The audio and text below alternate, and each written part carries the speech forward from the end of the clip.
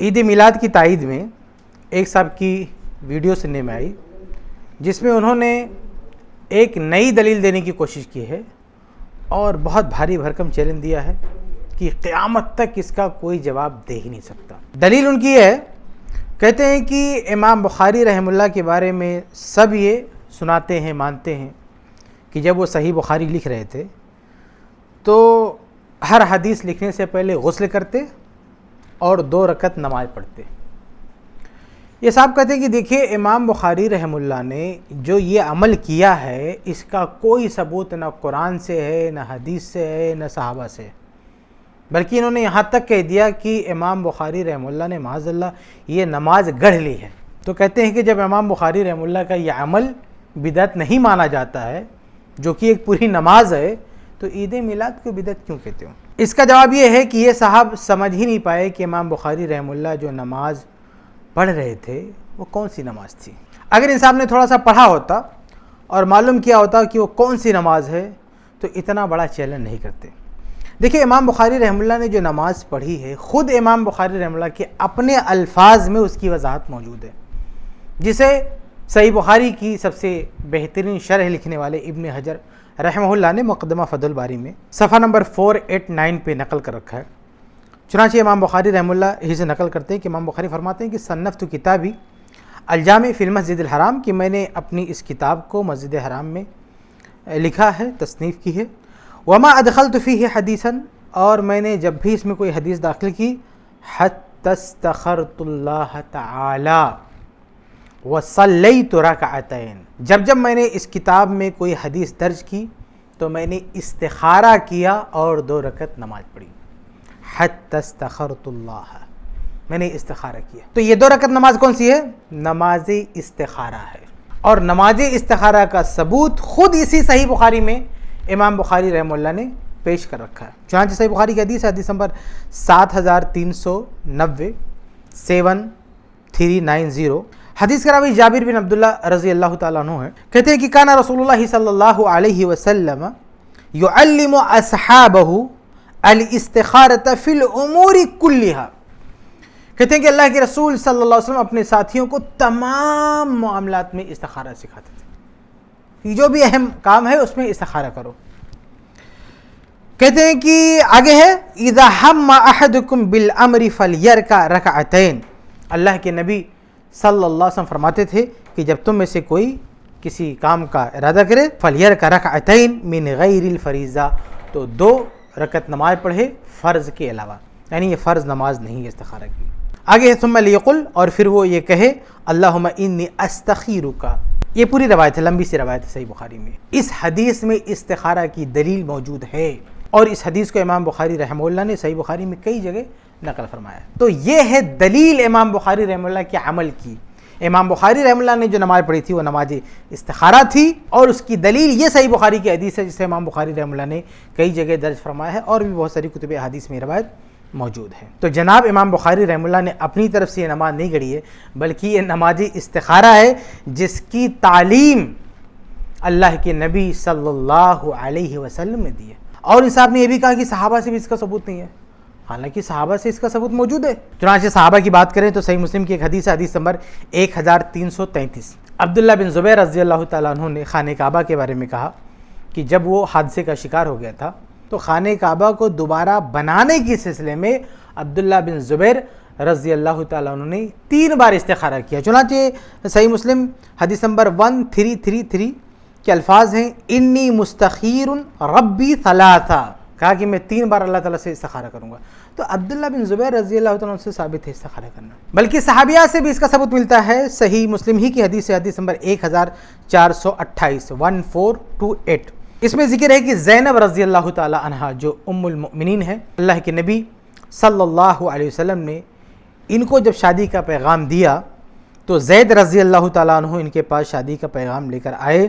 اور کہا کہ یا زینب، اے زینب، ارسل رسول اللہ صلی اللہ علیہ وسلم یذکرکی، کہ اللہ کے نبی صلی اللہ علیہ وسلم نے مجھے بھیجا ہے تمہارے پاس، تمہارا تذکرہ کیا ہے، یعنی شادی کا پیغام بھیجا ہے آپ کو۔ قالت، تو زینب رضی اللہ عنہ کا جواب کیا تھا کہ ما انا بصانعۃ شیئا حتی اوامر ربی، کہا کہ جب تک میں اپنے رب سے استخارہ نہیں کر لیتی میں کوئی فیصلہ نہیں کروں گی۔ امام نووی رحمہ اللہ نے اس کی شرح میں لکھا ہے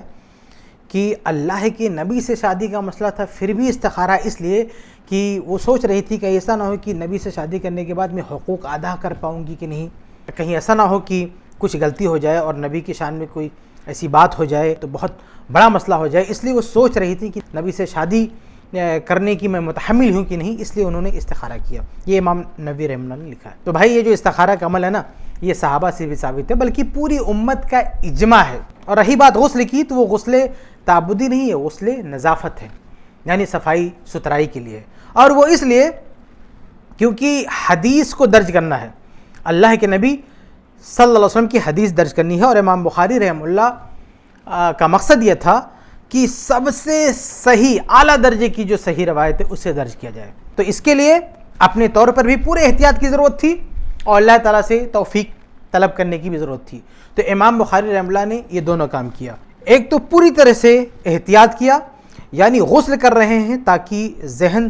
تر و تازہ رہے، اور ایسا نہ ہو کہ بشری تقاضے سے کوئی چوک ہو جائے اور اللہ کے نبی صلی اللہ علیہ وسلم کی طرف انجانے میں کوئی بات منسوب نہ ہو جائے۔ تو اس لیے جب آدمی غسل کیا رہتا ہے تو ذہن تازہ رہتا ہے، جیسے بہت سارے لوگ امتحان میں جاتے ہیں تو وہاں لکھنا رہتا ہے کہ کوئی نمبر کم نہ ہو جائے، تو غسل کر کے نہا کے جاتے ہیں، غسل کر کے جاتے ہیں تاکہ دماغ تیز رہے اور کوئی غلط چیز لکھ کے نہ آ جائیں۔ تو ایسے امام بخاری رحمہ اللہ جب حدیث لکھنا ہو تو اس کا انہوں نے احتیاط کیا، ایسا نہ ہو کہ ذہن سستی کا شکار ہو جائے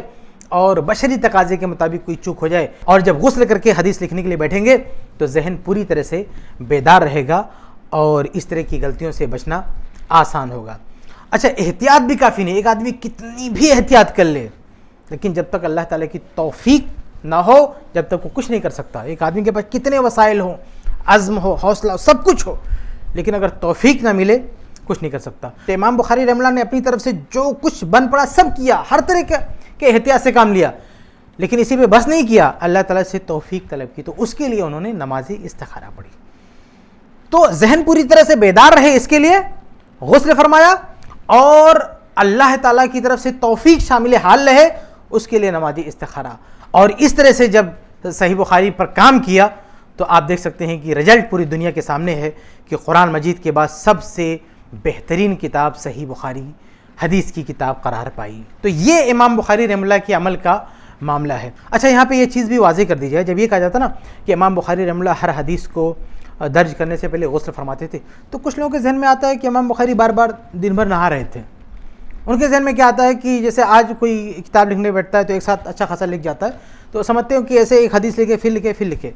تو معلوم ہونا چاہیے کہ امام بخاری رحمہ اللہ نے صحیح بخاری کو 16 سال کے اندر لکھا ہے۔ اگر ہم مقررات یعنی جو حدیثیں بار بار آئی ہیں اور جو غیر مقرر حدیثیں ہیں انہی کو شمار کریں تو 2500 پلس حدیثیں ہیں، یعنی 16 سال کے دنوں پر ہم یہ حدیثیں بانٹیں تو 2 دن ایک حدیث پہ آتا ہے، یعنی ایک حدیث لکھنے کے لیے 2 دن کی تیاری ہے۔ تو 2 دن میں اگر ایک بار غسل کر رہے ہیں تو یہ کوئی تعجب کی بات نہیں ہے۔ کچھ لوگ اسے اس طرح سمجھ لیتے ہیں کہ امام بخاری رحمہ اللہ دن بھر غسل فرماتے رہے، جبکہ ایسا نہیں ہے۔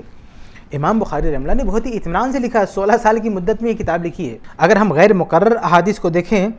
تو ایک حدیث پہ 2 دن آتا ہے، بلکہ بعض علماء نے تو امام بخاری کی غسل کی یہ توجہ کی ہے کہ امام بخاری جب بیٹھتے تھے لکھنے،